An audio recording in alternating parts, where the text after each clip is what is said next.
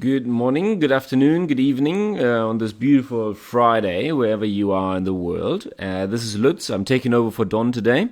He's out on the road picking up a trailer and a new boat, of course. And so I'm here with you on this last work day of the week for most of us, and before the weekend starts. So, what's the news? What's the latest of our skippers? Ian, he is on to stitching his mainsail. He called yesterday quickly for a little, just for a safety call to check how the wind will be and if it's going to be safe to stitch his main. And then Guk also called yesterday for his weekly call. He was very sleepy because he had absolutely zero wind, but he's back to 6.6 knots now, which is really good. So he will be happy. There's not much sea in this area, not much wave. Not much swell, so he will be happy. But let's start in the back. So Ian, he is now in a wind zone after the low passed south of him, and before the next low is coming. So if we toggle forward, that's tomorrow, and then there's a little front coming in, and it's going to go bang from west to southwest before he then going to sail into the southwesterly on a reach down to the Cape. And right now he's probably having about 20 knots, and the sea state is not too bad, I guess. I hope 4 to 5 meters swell, so that's quite something. And I hope he will be able to fix his main. He said he has a 30 centimeter rip on the leech between the second and third reef, so it shouldn't be too hard. He shouldn't need to take the main off because he can put the third reef in. But of course, he wants to be safe, and you don't want to have like 30 knots and a 5 meter swell while you're sitting there on deck and stitching your main.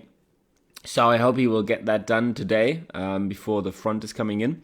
In the long one, so that's tomorrow, same time.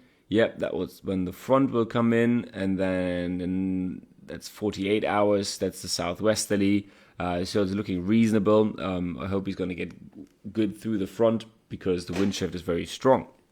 If we move on, we have Jeremy, who is right on his way back to the Horn. So at the moment, he's 530 miles away from Cape Horn, and we see that there's this low that I just mentioned that just passed south of Ian, and if we move that forward, it will pass south of him, so that's no problem. And that's now in 24 hours. We see that there's this little bit coming here, and that will have some good gusts in it. But that will pass him quite quickly. So that's tomorrow, 2:30 UTC, and it's not looking too bad. It kind of weakened a little bit, and then that's in 48 hours. He will have the northeasterly breeze going down to the Cape. So that's 2 days. That's about 300 miles for him. And if we plot that here, that will put him somewhere over here. And if we then put another 12 hours in, he's going to have a nice breeze to go around the Cape. So fingers crossed, this is looking not too bad now. We were a little bit afraid how much wind he will see, and that he needs to be careful not to be squished up on the Chilean coast. If we then go another 24 hours, the forecast gets a bit longer. The wind is picking up a little bit. Another 24 hours, and it's looking all okay. So that's not too bad. So he missed the worst of it, and we are happy to see that. Then moving on, we have Captain Gug, Michael. He called yesterday. He was very sleepy, but he caught up on a lot of sleep, I guess. But now he's doing 6.6 knots, and if we look at the sea, it's really flat, so that's really good, and it should be quite nice sailing there.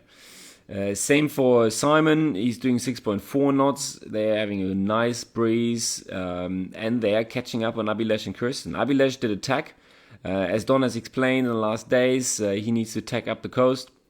And Kirsten is running a bit of breeze up, but she's back up to speed, 6 knots now, and hopefully she will be able to get up there through the horse latitudes, and then up to the equator. But it's certainly going to be interesting. Right now, Simon, he's only 440 miles away from Abilesh and about 1,000 miles from Kirsten, and Gug is another 1,300 miles from Kirsten. So it's not too tight, but they're catching up. They had a good breeze.